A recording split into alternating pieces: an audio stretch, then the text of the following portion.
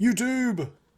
Today we're going to be reacting to the Yazoo City tornado. This here is by June 1st. I'll have a link to the video and his channel in the description below if you'd like to check him out. All that information will be down there. But let's not waste any time. Yazoo City. This video is sponsored by Aura. April 24th, 2010. Yazoo City, Mississippi. An apparent wall of rain miles wide is speeding towards... Yo, Mississippi, man. They get some tough ones, dude. Absolutely tough ones. Tornadoes, that is. Naders. Town. The National Weather Service issues a rare tornado emergency as behind that wall of rain is a 1.5-mile wide tornado that is throwing trees like toothpicks and carving into farm fields. Southwest of the heart of town is 31-year-old Nikki Carpenter with her 3 boys in their mobile home.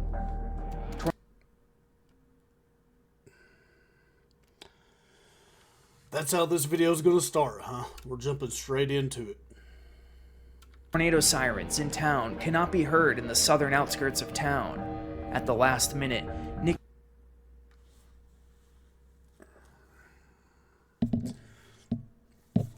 Poor woman, 3 kids, mobile home.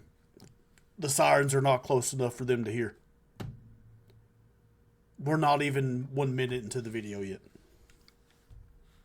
Nikki receives a phone call that alerts her to the oncoming danger.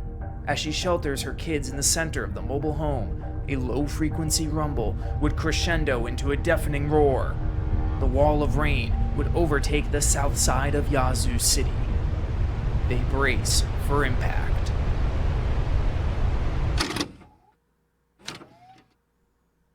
The night prior, forecasters at the Storm Prediction Center in Norman, Oklahoma were putting together strong wording for the day's forecast as conditions looked ripe for a tornado outbreak.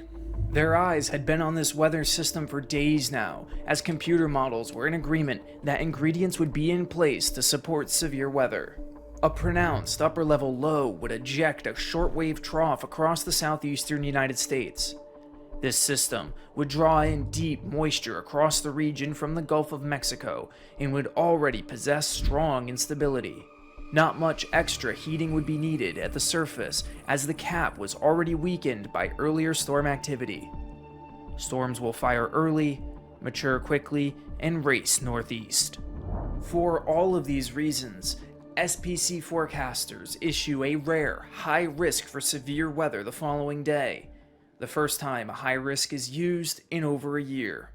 Storms would ultimately not need much time for daytime heating to pop off.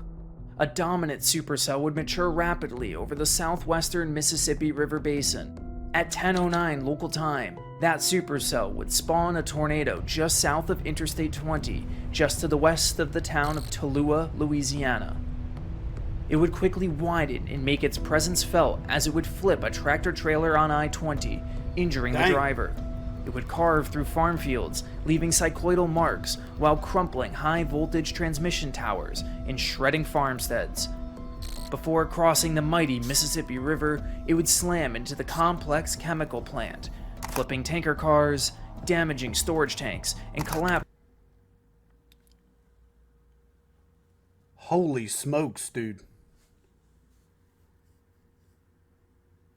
A large crane. Once across the Mississippi River, the tornado would mill over an oxbow lake into the shoreside community of Eagle Bend, Mississippi. Several homes would lose roofs and a few more would be completely destroyed. East of US 61, it would enter the Delta National Forest, leaving a mile-wide scar that could be seen from space. Oh god, dude, this thing's a beast. And this is happening at 10 a.m. 10 a.m. Past the National Forest is the farmland-laden river basin of the Yazoo River, where the tornado would come into view for Reed Timmer's Team Dominator. Of course, Reed's As there. one of the few chase groups willing to chase Dixie Alley, the river basin would provide one of the clearest views R.I.P. to Joel, by the way. R.I.P. Joel. possible in this region. It is clear to them that this tornado was not to be messed with. Sitting on Mississippi Highway 3, they watch as the tornado becomes increasingly wrapped in rain. They note that it is coming right for them, and more specifically, that it is coming for Yazoo City. Team Dominator would take a southerly escape route on Mississippi Highway 3 to avoid the tornado, which was... I'm half surprised that Reed didn't just try to intercept. No, he's a smart man. I think he definitely takes some risks. I'm not saying the man doesn't take some crazy risks, but from what I've seen him talk and watching the show and stuff, he understands when the tornadoes are a little bit too strong to want to get in his path. Now well over 1.5 miles wide. Staying just south of downtown, the wedge would run over Highway 3 and plow through the rural residences that dotted the roadsides. On Judkins Road, the Carpenters' mobile home would be overtaken by the northeastern edge of the tornado. It would be picked up and thrown over 200 feet into the opposing tree line. Past the Carpenters' residence, it would drop into a valley that is occupied by US 49. Topped out at a whopping width of 1.75 miles. This is where multiple industrial structures in the Hillcrest Baptist Church would take the brunt of the storm. The tornado achieves peak intensity in this part of town and would continue to power past Yazoo City, having left its mark. East of town, more intense tree damage would be observed, with severe debarking and... Dude, look at how well you can see that path.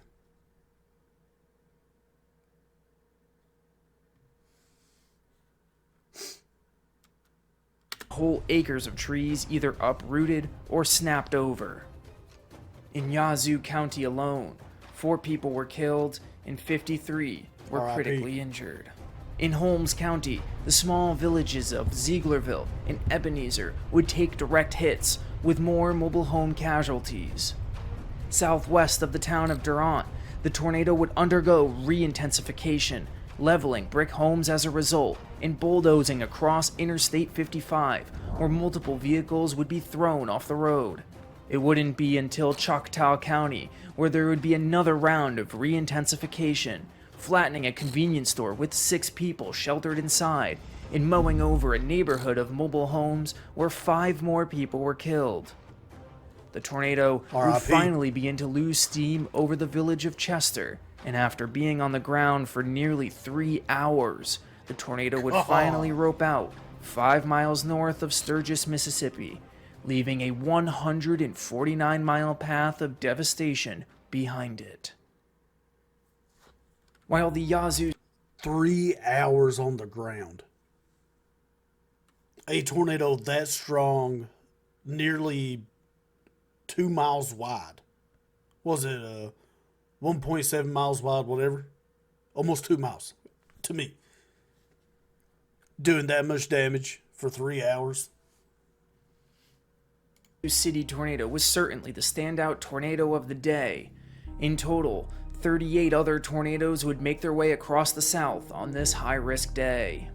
Multiple long-tracked EF3s and an EF4 would make their presence felt later that evening in northern Alabama, as a low-level jet would supercharge existing supercells. Fortunately, none of the other tornadoes that day claimed any lives. Back in Yazoo City, emergency responders are pouring into the town. Many of the hardest hit areas are cut off by downed trees, meaning neighbors are often the first to find victims. Team Dominator would be among the first to roll up into the devastation. They would quickly mobilize and use their Discovery Channel camera crew assets. Wait, I think I remembered this episode on Storm Chasers. Wasn't him and Joel?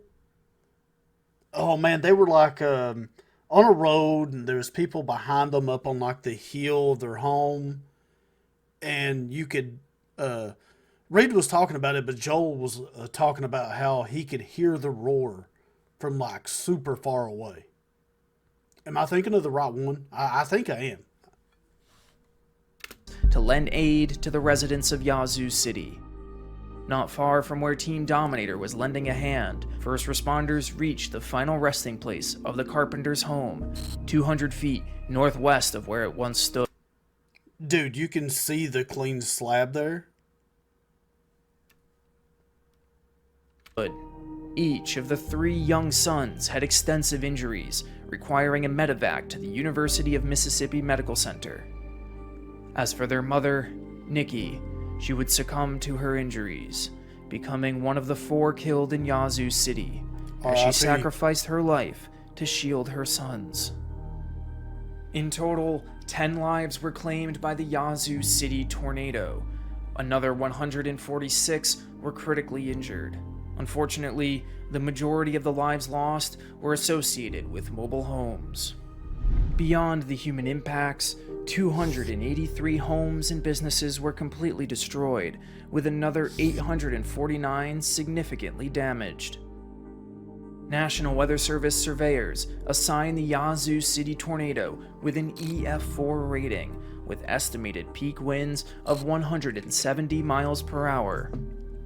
Total damage estimates accrued to $364 million. The Yazoo City tornado would end up being the deadliest of the 2010 tornado season.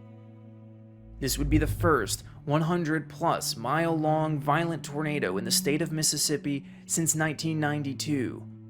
But the Yazoo City storm would be quickly lost to the shadow of history in a year's time, as the super outbreak of 2011 would become the quintessential standard for Dixie Alley tornadoes. Nonetheless, it highlighted the growing danger of sheltering from tornadoes in mobile homes, which continues to plague the southeastern United States even in today's tornado outbreaks. So as always, Okay, dude. Wow, Yazoo City. On the ground for 3 hours. Almost, well, traveled over 100 miles. Pumping out EF4 damage. What an absolute beast. First and foremost, RIP to the victims there. And something else, just our storm chasers, whether that be, Reed Timmer and Company or any of the other storm chasers there, they oftentimes, well, almost all the time, there's severe damage. They turn into first responders. They're trying to get people help and helping getting people out of rubble, which you got a good, clear picture there of Reed, his friend Joel, helping that old woman out of the home. That oftentimes becomes the case for those guys and gals. So, W Storm Chasers, thank you all. Mobile homes, once again, man. It seems to be the going rate here lately with some of the videos I've been seeing. And, well, once again, if I have time, I have time. And I know it's coming. I'm getting out of there and going somewhere else. And in my last video where we talked about mobile homes, if you do live in a mobile home, have a plan. If there's potential for some strong weather, maybe consider going staying with a family member, friends, or something like that with a basement, underground shelter, more sturdy home. Just take early precautions. Now, in this person's situation, they just didn't had no idea. I mean, the sirens were too far away to hear. You get a phone call, and, by the time you get off the phone, you already hear the roar. There are no other options, and that's just how it is sometimes, sad, and, that's why our meteorologists and stuff do the best they can in most situations to help get those early warnings out. Be weather savvy, man. Look a few days ahead. Is there any risk for very severe storms? What are your tornado risks, high wind risks? And, plan early. Plan early. There's nothing wrong with having a backpack or two. Stick you some clothes, toothpaste, toothbrush, just some quick essentials to where you can just grab and go and just have a way to take care of yourself a little bit and just get out of harm's way. That's just that's the best option. That's the best option, especially for our anyone that lives in a mobile home. Take those early precautions, man, and kind of keep an eye on the weather, see what's going on. Even a few days down the road. Once again, June 1st. This video and his channel will be linked in the description. He makes a lot of really good stuff if you want to check him out. And with that said, I am cheap. Thank you all for watching. If you enjoyed the video, like, subscribe, and all that good jazz. We'll catch you in the next one.